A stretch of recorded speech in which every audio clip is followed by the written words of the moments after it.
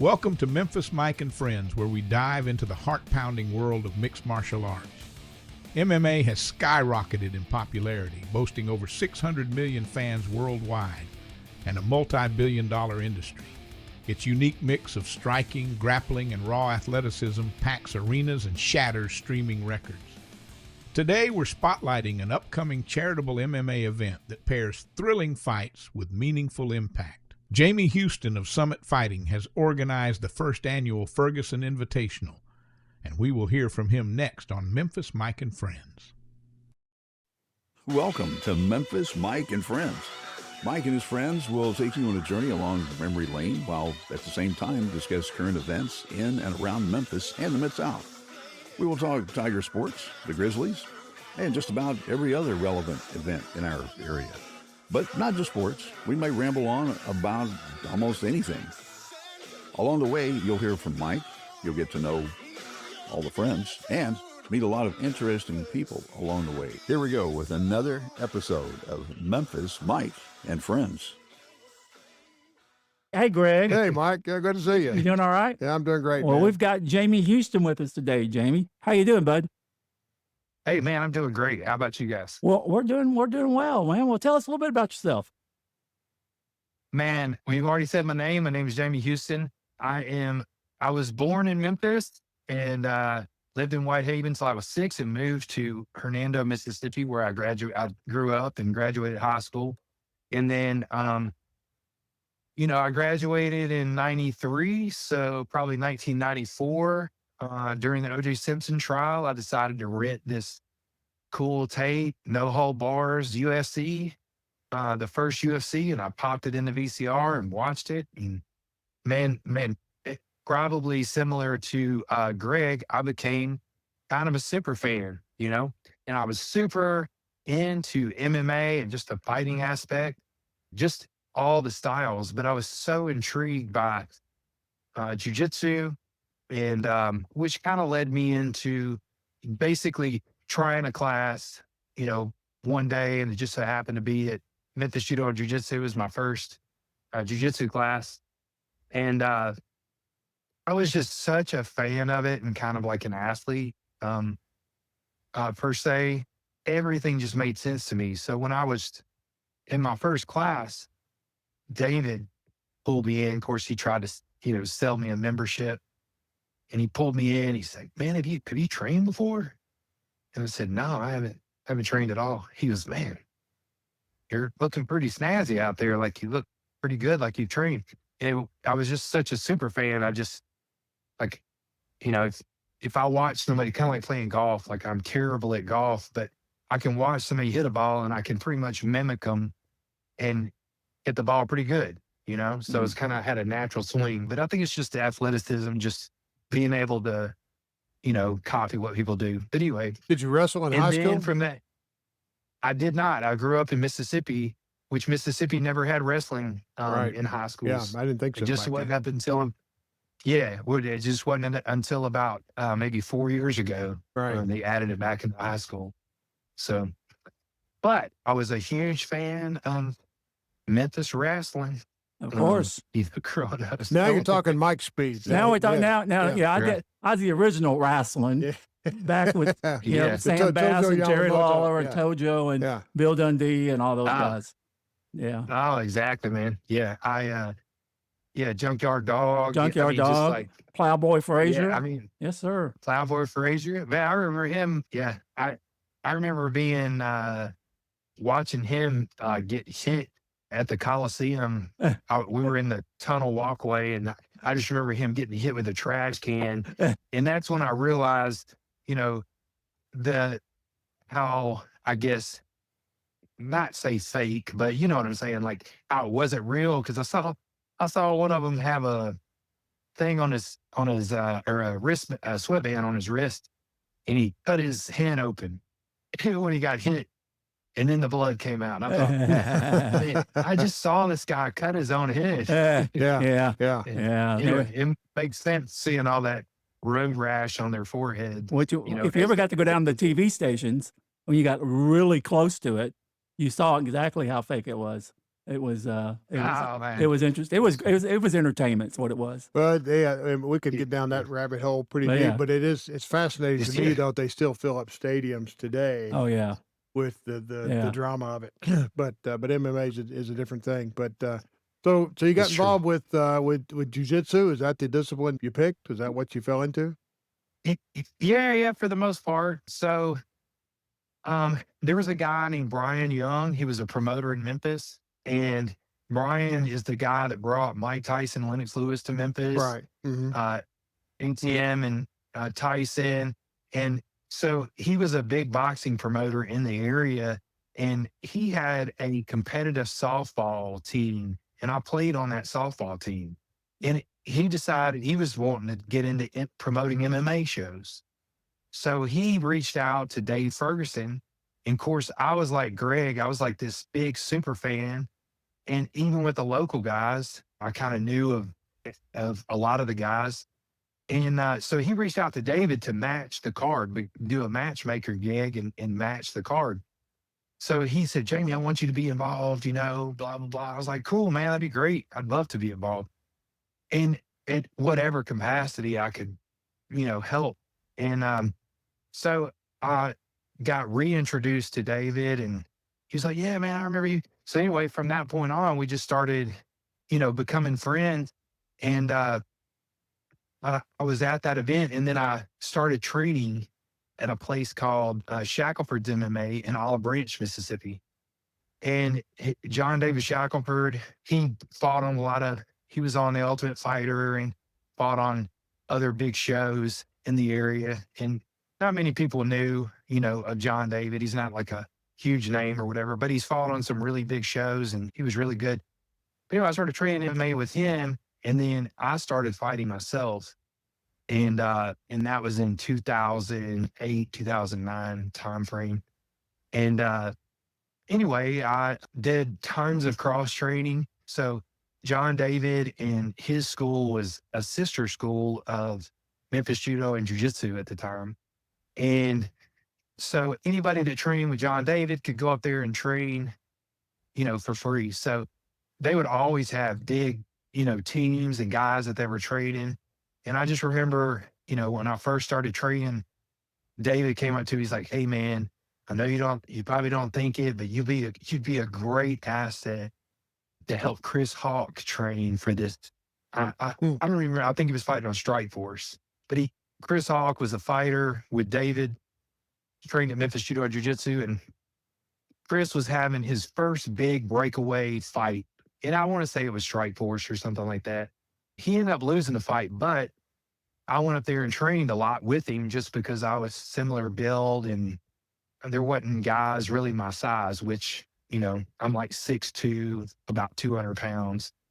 And so I trained a lot with him, and we just trained. And then from that point on, I just started an MMA career, and I fought up until 2014. 2013, I started my own fight promotion, primarily because Brian Young, he stopped doing MMA altogether, said, I'm done with MMA. And I said, man, this is a perfect opportunity for me to try it, start doing it myself, because I felt like I was doing it by myself anyway. So I start renting a cage, all that kind of thing. And I just kind of rented everything and put together a great show. And in South Haven, at the South Haven Arena, you were able to rent it back then. Right. You can't anymore. But so I put on an event there, tons of quirks. It is my first event, so there's a lot of things that got fixed between now and then. But since all that time passed, I was able to buy my own cage. I ended up, buying. I got really big in. My dad was helping me too. My dad is he was like my go-to guy. He just set up everything. He wanted to set up all the cool stuff that I had. So, I mean, we went from making projection screens with PVC pipe, or projection screen frames with PVC pipe. We'd hang it up with rope on from the ceiling, so people would have a projection screen to see. We would do that all the way to, we literally did everything just kind of homemade for a little while. And then I was able to really reinvest all the money that I was making on the event to get back into, buying better lighting and light truss and production equipment and stuff like that.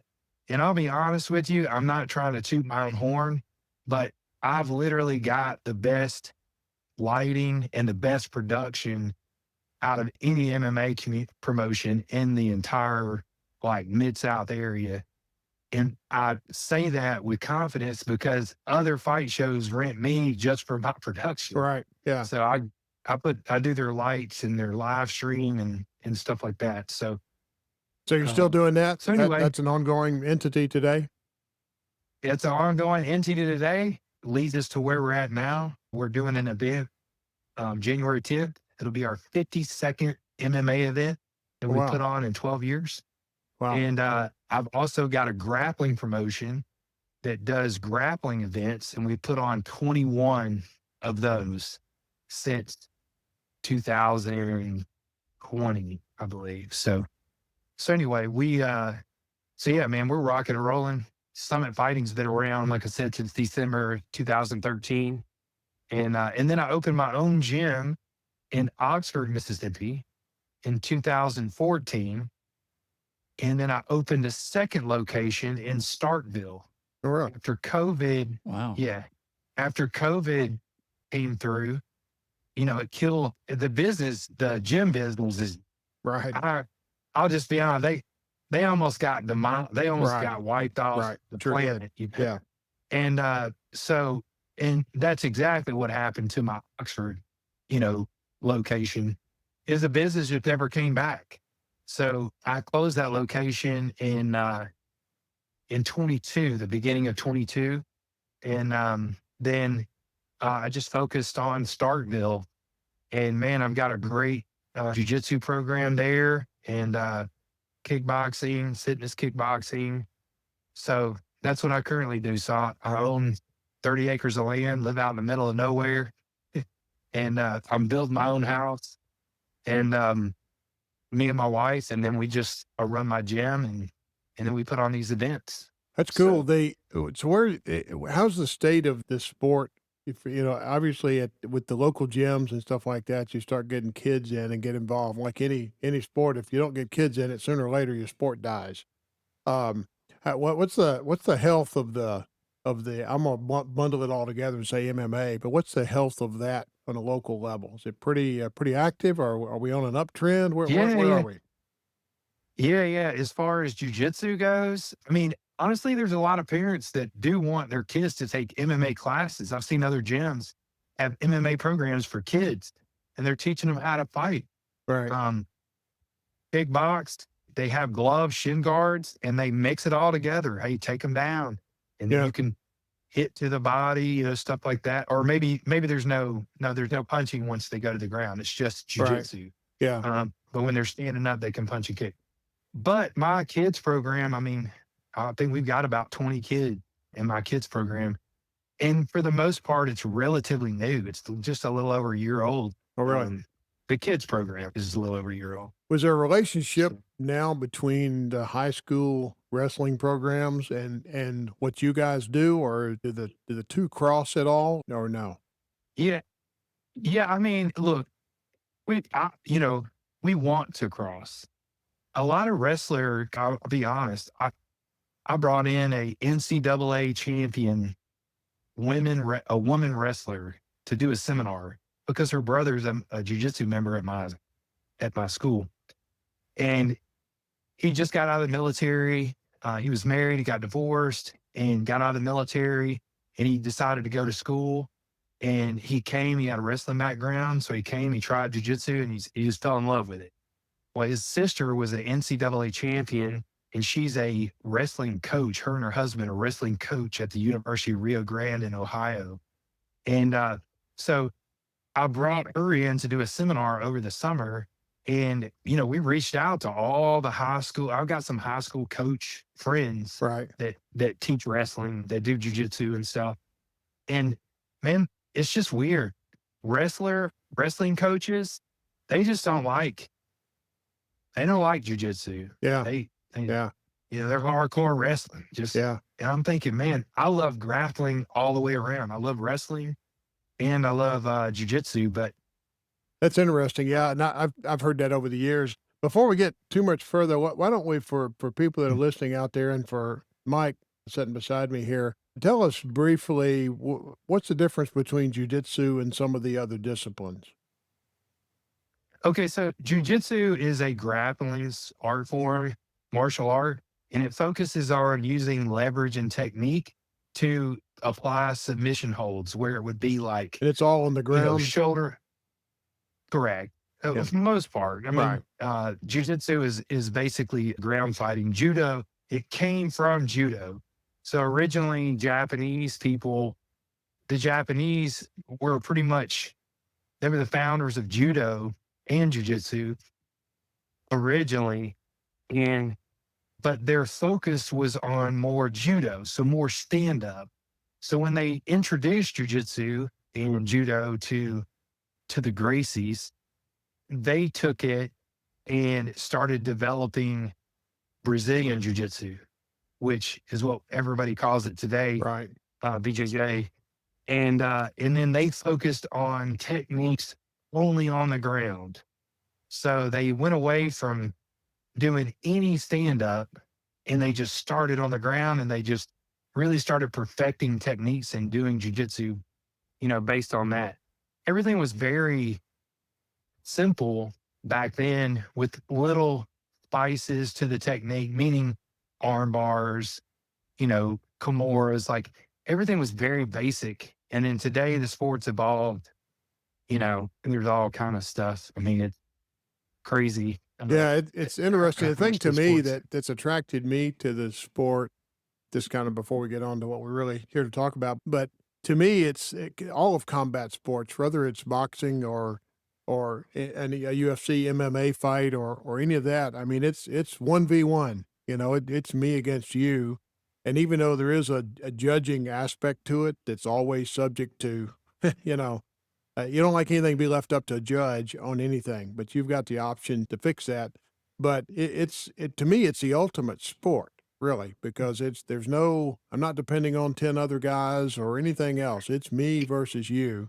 And to me, Right. and again, regardless of the discipline, and I'm not an expert on different disciplines at all, but UFC, MMA fighting as it has evolved. And, I came from more of a boxing. I was really a boxing fan, obviously, long before MMA, and a lot of boxing purists still, hold on to boxing. But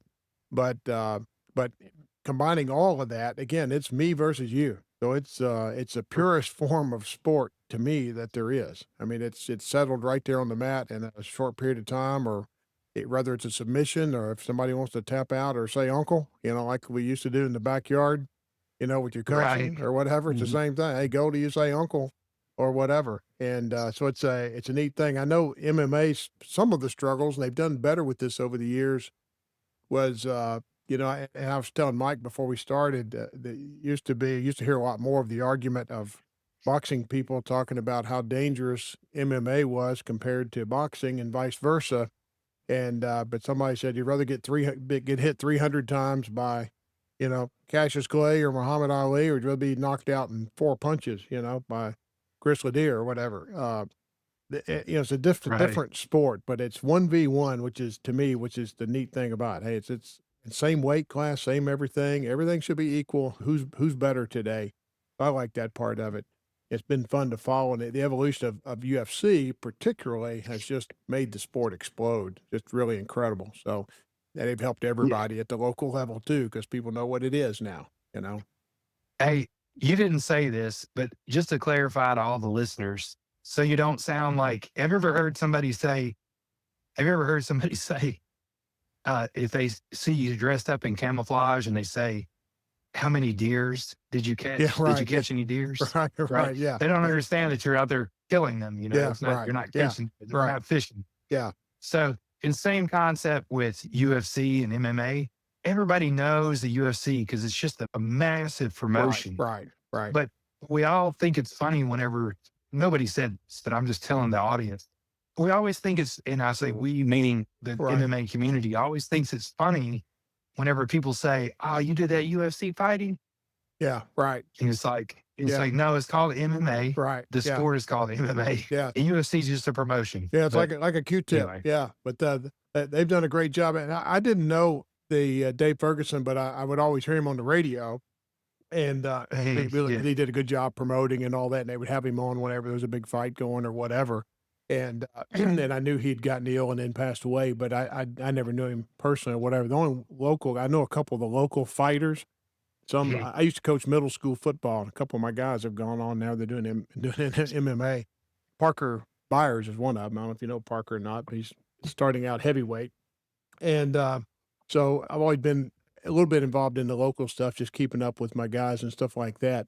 But let's get on to what we're talking about here, the event you're putting on, and tell us a little bit about Dave and why we're doing this and his impact and what you're trying to accomplish with this event coming up in South Haven. Yeah, man, David started, he fell in love with the sport of MMA back in the early 90s, just as I did. Dave and I are exactly the same age. He's like 4 months. He was 4 months older than me. His birthday was in January, mine was in May.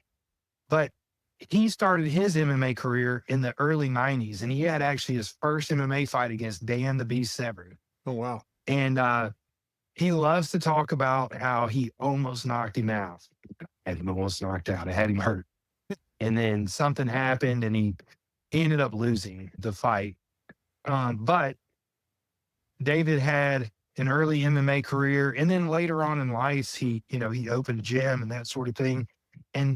But he had some back issues that he had to basically just stop training because his back, was so messed up.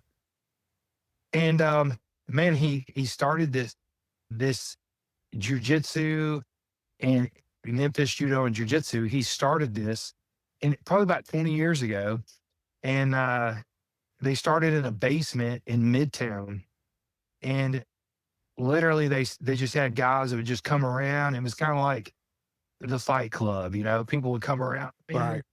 There's just jujitsu training. What is that? And just anyway, and then they moved their location to like the Kirby Whitten area. And then they were there for a long time. And then he moved to the location that they're currently at now, which is actually just up the street on 64. Right. Yeah. That's on Stage Road. Yeah. Right. Stage. It's right across from the St. Francis Hospital. Right. And so anyway, they have that location. And at one time, I don't know if this has changed, but at one time, that facility was the largest MMA training facility in the entire country. It was because it's massively big. Wow. And so anyway, Dave, he met his, and I don't know the exact year, so I'm thinking around 2008 time frame ish is when he met Candace, his wife. And man, he went on to be a promoter with Empire Fights, to being, just an active commentary for other promotions in the area, including mine. And then, he was a referee in the UFC. He reffed all the matches in this, in this area. In the North Mississippi area, he was kind of like the deputy commissioner for the athletic commission there. He played a lot of active roles in the Memphis area too, with the commission as well. And just this past January, so almost a year ago. Matter of fact, I think it was a year ago on our show on January 10th that we're doing. It was a year ago that he had a birthday party / the first inductee to the Tennessee Martial Arts Hall of Fame. Sorry. And so he was inducted into the Tennessee Martial Arts Hall of Fame in January. He was the first inductee. And now we're at this particular show that we got coming up on January 10th is going to be the second. But man, David was just, him and Candace, they have 2 kids, Samuel and Sophia. And Man, he was just a great person, man. Just a little side note about David.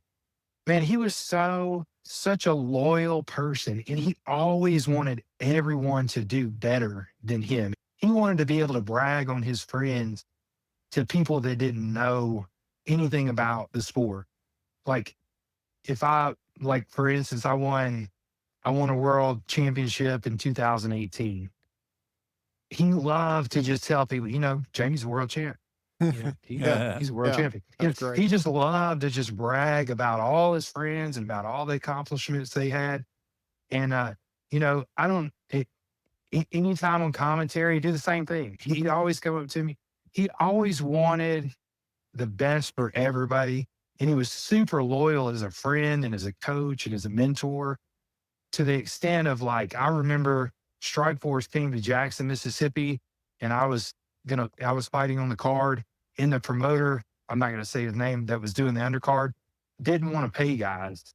And because it was based on ticket sales, and he was trying to cut like the budget, and he was slicing fighters that didn't have contracts and stuff. And It was just crap. But anyway, Dave came out of his own pocket and paid a couple of different fighters' purses just so they could have the opportunity to fight on that show. But that just shows the kind of character that he had, and the friendship that he, and the coach, the loyalty he had to his team, Yeah, I know that was his reputation around here. Again, I never knew him, but knew of him and knew people that knew him, and that was his reputation here.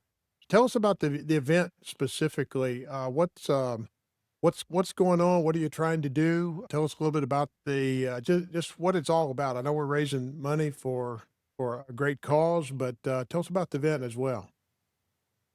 Okay, yeah, man. So, before the event, I'll explain this too, because this kind of leads up, I guess, to the event. Sure.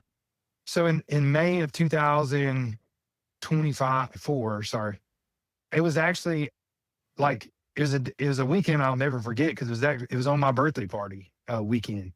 My birthday was on May 4th last year, or it's every year. Sorry, it was on a Saturday. I was going. We were going. That's what I mean. Yeah, there you go.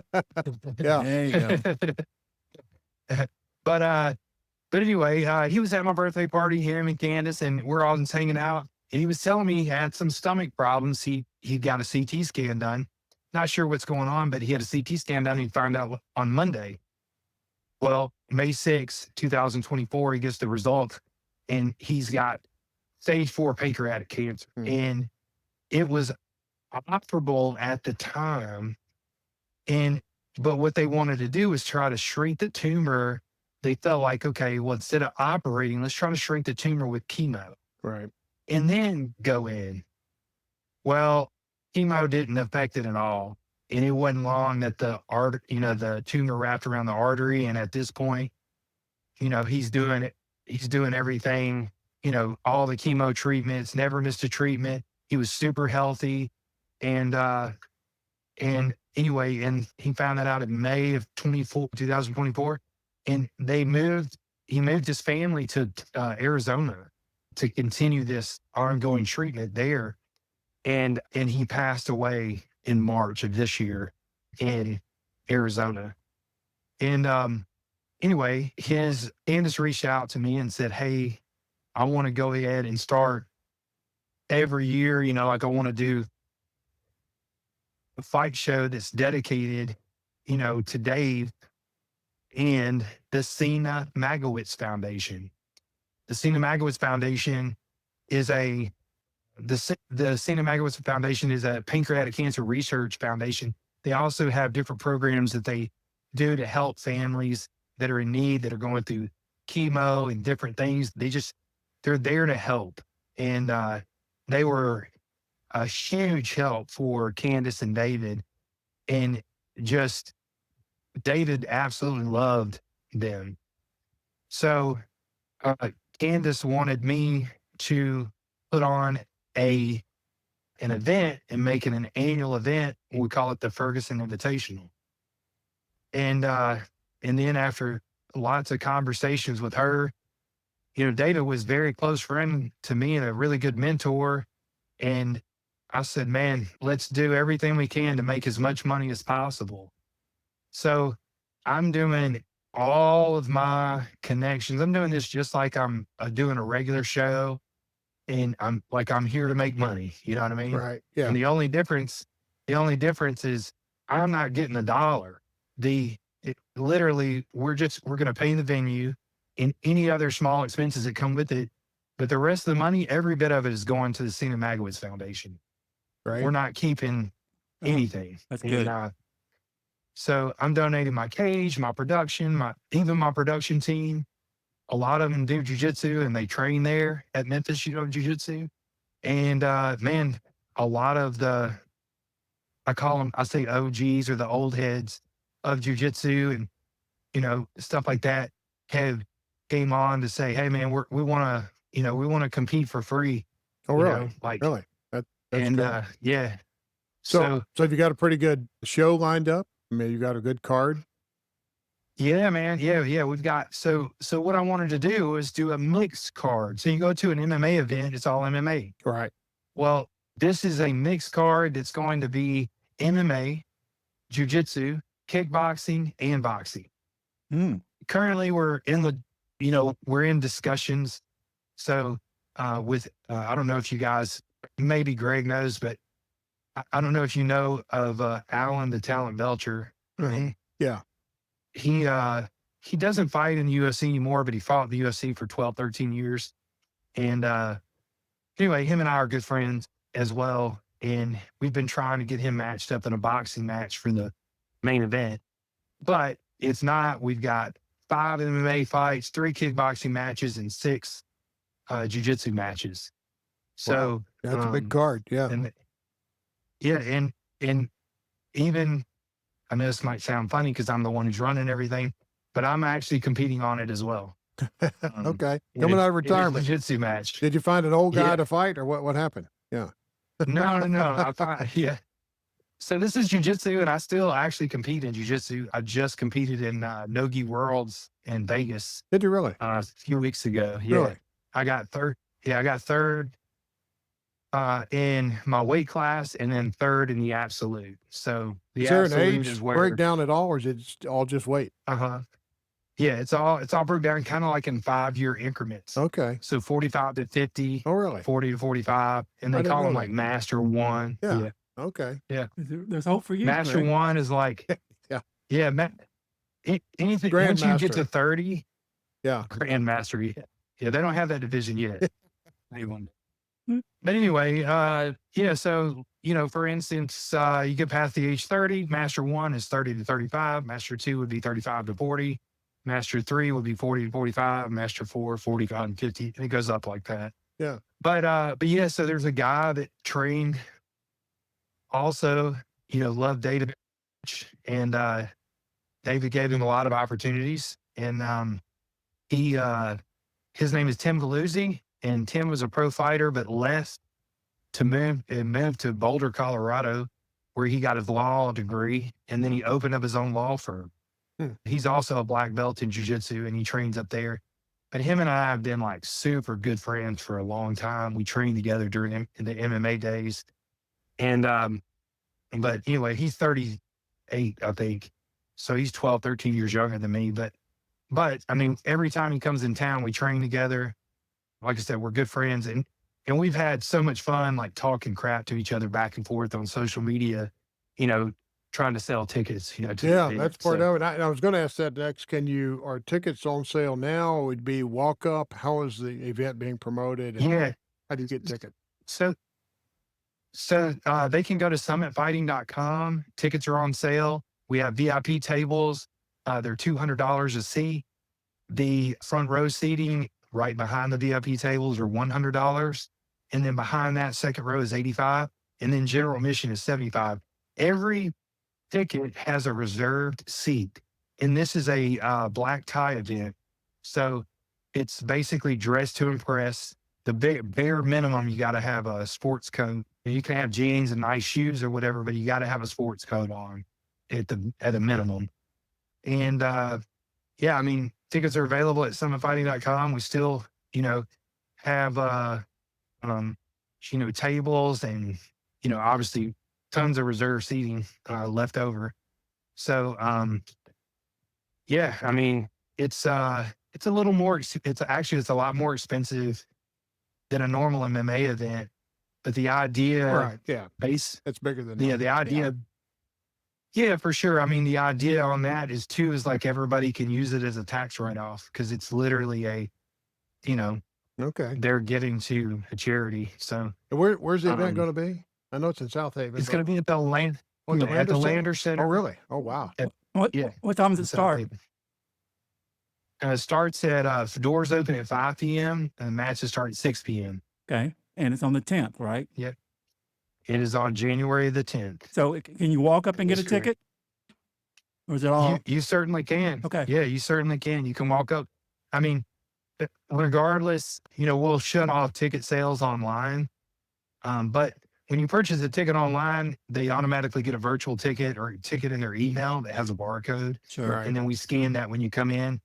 But we'll shut them off at a certain point during the day before the event, and then they'll still be able to purchase a ticket and a seat, from the door.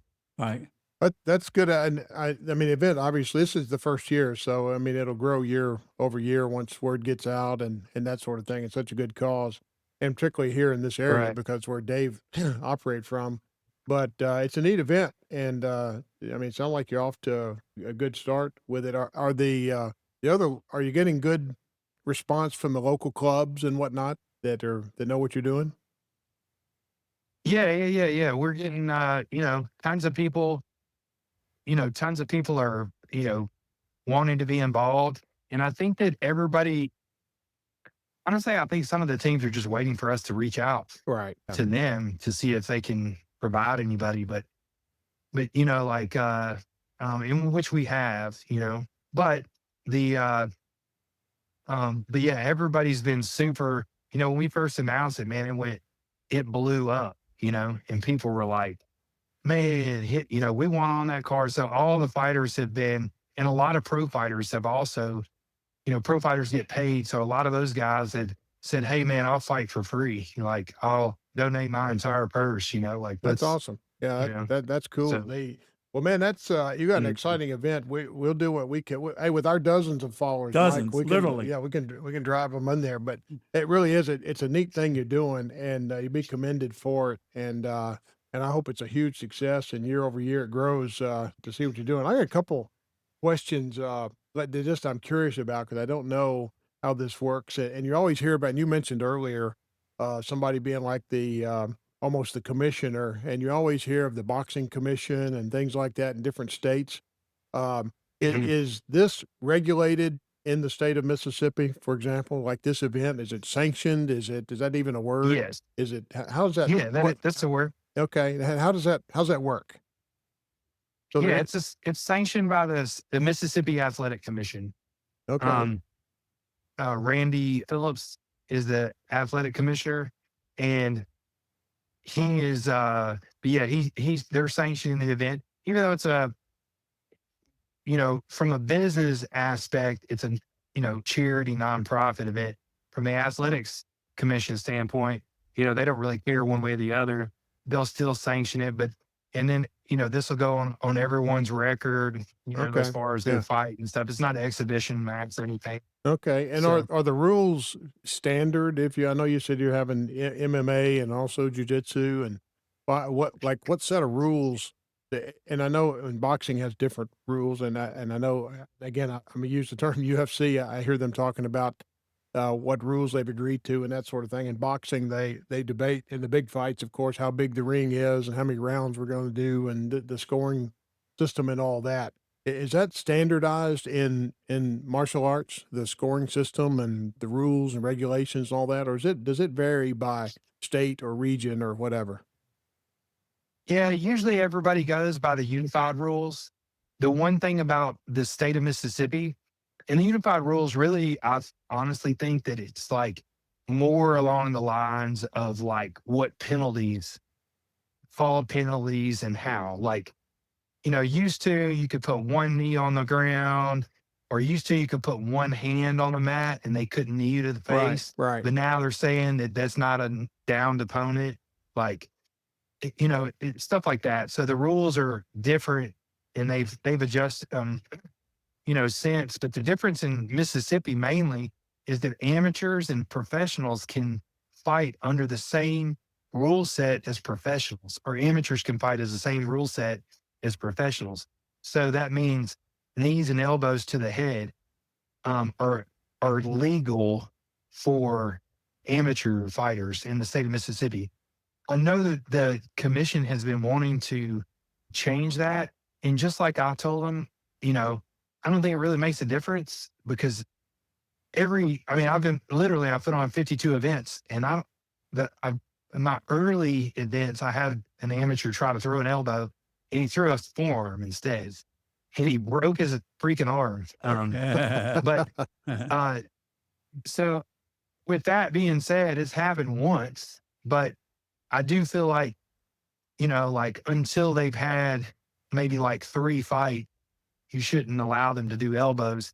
I mean, they can just get used to the sport and the fight in general. Right. But also 12 to 6 elbows are legal.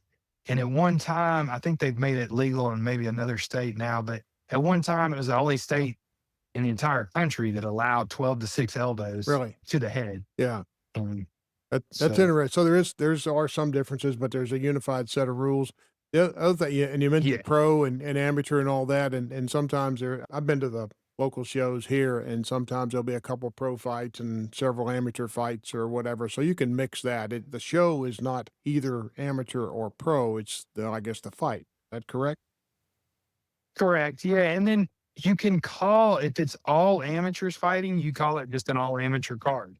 Okay. But if you say it's, professional, you'll say a pro-am card, or, like I think V3 a long time ago, they did an all pro card, which maybe there's been a couple of bigger events that have done that.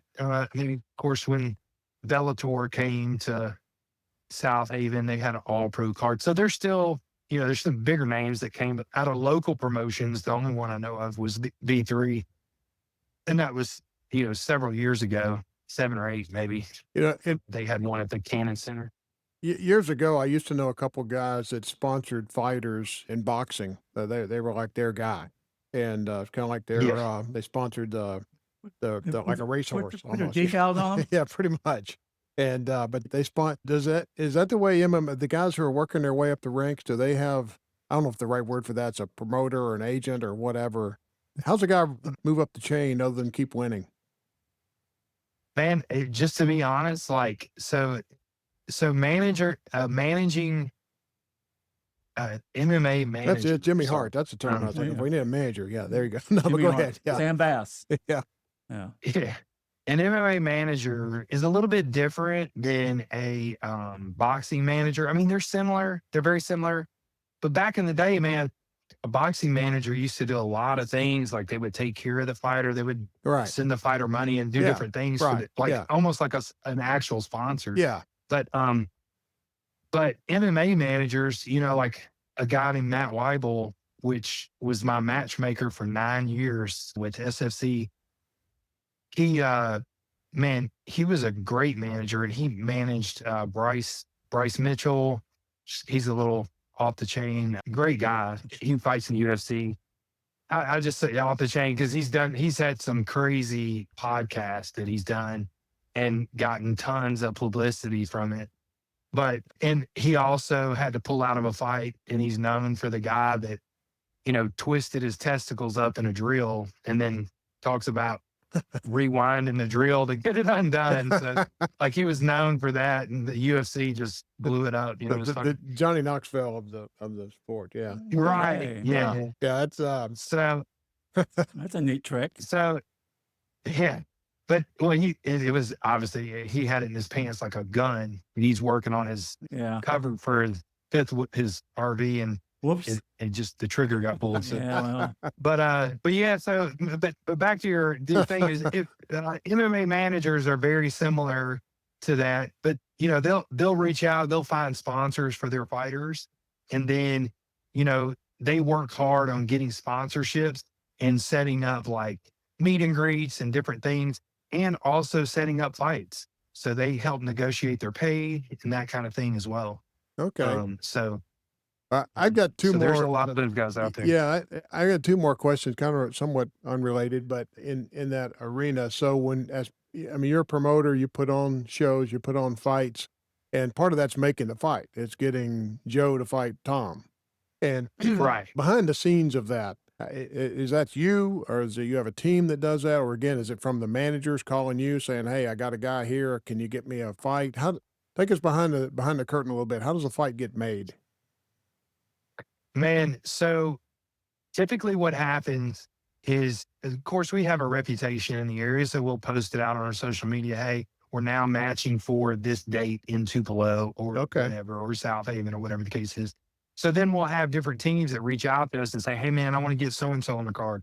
And so we'll have that initial, and then we have connections that we send messages to personally of different teams. And we're like, hey, we put on a show. Do you have any guys that you want to put on? Yeah, let me get a list together. And then they'll send a list. And then we work on trying to find and we try to match those fights together.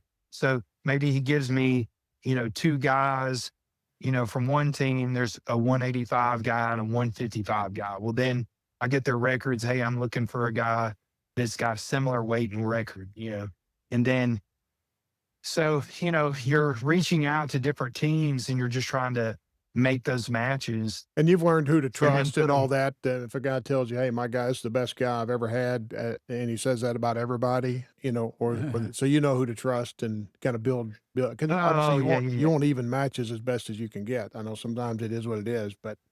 Well, just for example, I'll give you an example. Yeah. If I put up a Memphis Judo Jiu-Jitsu guy that trains out of Memphis Judo Jiu-Jitsu, and then I put him against a guy that's like, hey, man, I fight out of Bob's MMA school behind his shed.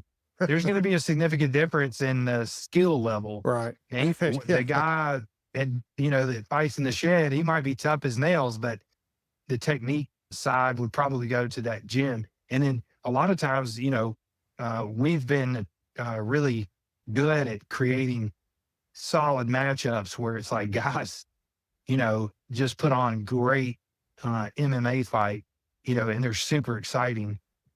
And that's kind of what we have, for our show in January. But behind the scenes on that is just really communicating with the different teams and who you got, what the records are, stuff like that. And there's also a website called Tapology, and you can send people their Tapology. So it records every show that they competed on, and it shows their record and like how they lost, when they lost, and that kind of thing. Yeah, that's interesting. Well, the guy in the shed may have had the drill in his drawers too. That's right. So he's probably pissed off. He may pull it out of his shorts. He may. Right there. The last question for me, actually, one and a half question. You've been an MMA guy. You've fought yourself. I've always wondered, and I never fought, at least in organized stuff. Back when playing Mike's old high school team, we fought some. But anyway, that was different back then. But it's amazed me that a guy can get hit. I know getting hit with a basketball in the nose, you're done for 2 minutes because you can't see. How do you train to take punches like that? How do you do that? How does that happen? And secondly, it's an emotional game. It's an adrenaline game. And, you can be angry. And I think if I get hit in the nose, I'm going to be mad for 30 seconds. But I'm also going to blow myself up out of adrenaline. Tell me how do you train to accept a punch, and what's that? How does anger and adrenaline and all that play into the actual sport? Yeah, so the way I always looked at it is that it was a sport, right? That guy, his intentions are to hurt me until I say I don't want any more. I'm going to tap, or he knocks me unconscious. That's his job, in the cage or in the ring or whatever. And, my job is to protect myself. So in training, man, you're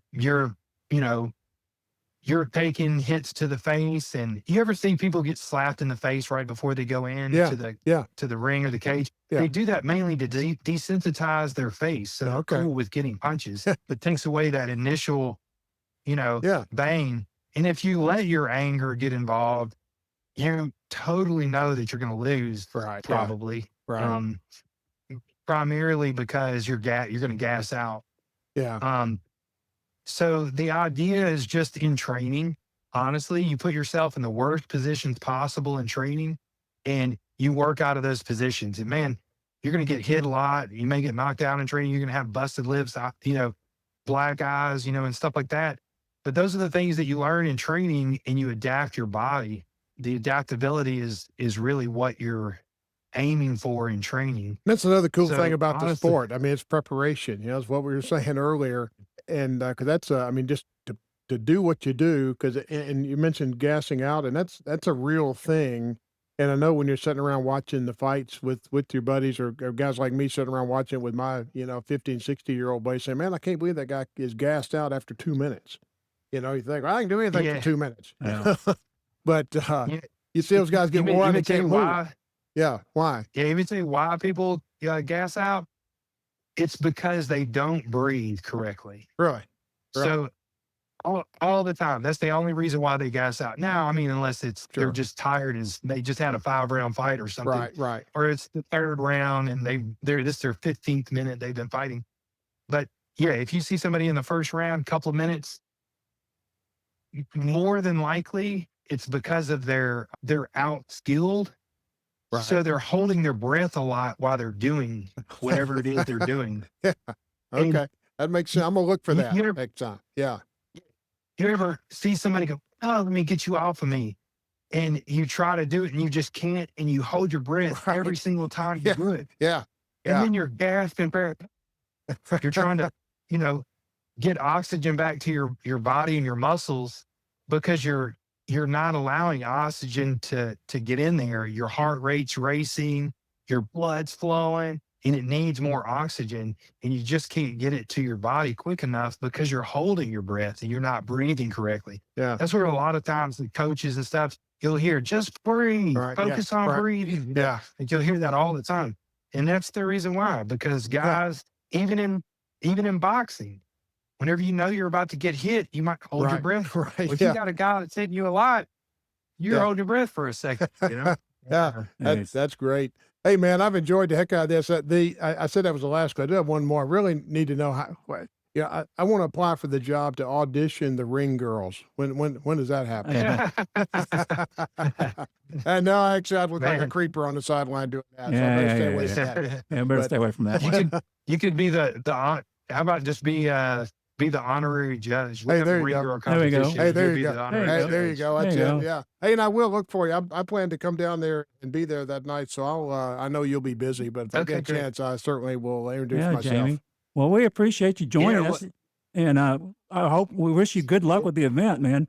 Certainly a good cause. Man, thank you guys. And man, thank you so much, guys. Really appreciate the talks. Yeah, we may follow up when it's over too, to see how it went. Yeah. But have a great New Year, man. Yeah. We'll be in touch. Take care, buddy.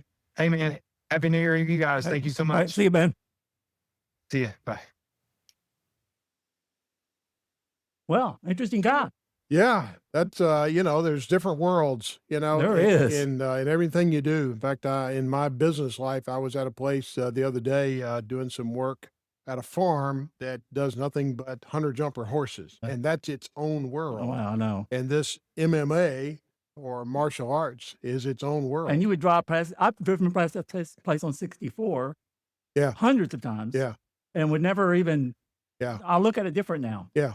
Yeah, it's a neat thing, and it really I think, as I said earlier, it's a pure sport. Sure. It's 1v1, yeah. me against you, and who's willing to get hit in the face in practice so it doesn't hurt as bad, when you do that. This is we've done what'd you say? What number podcast is this? 87, I think. This is the first time I think we've talked about twisting the testicles up with a drill. That is true. I don't have to research that one. Yeah, that's right. No. And but anyway, it is a great event, and I hope if we get this out in time that folks will get down and see that. It'll be out here next day or so. But it's January the 10th. Doors open at 5:00 at the Landers Center down in South Haven. You heard got VIP seats, you got tables, you got all kind of options for good seating, and that's like a good ticket. But you got to wear a jacket. But you have to wear a jacket. You have to look nice. At least on the top half. Yeah, that's right. Yeah. No. Yeah. That's You can be like exactly the right. newscaster. Yeah, there you go. Wearing the jeans Yeah. underneath. That'll be good. And hey, Happy New Year, Mike. Yes, you too, sir. And to anybody else that's hearing, we'll be off to a roaring start here in a couple of days in 2026. And I'm excited about that. So Yeah. good to be with you, my friend. Yes, sir. A lot of football coming up, so we'll talk about that soon. See ya. Later. Bye. Well, we hope you enjoyed today's podcast. Maybe you met a new friend, learned something you didn't know, or just relaxed for a few minutes. We hope you join us next time on Memphis Mike and Friends as we look back, look around, and look ahead to all things Memphis. Until then, may God bless you as you travel life's highway.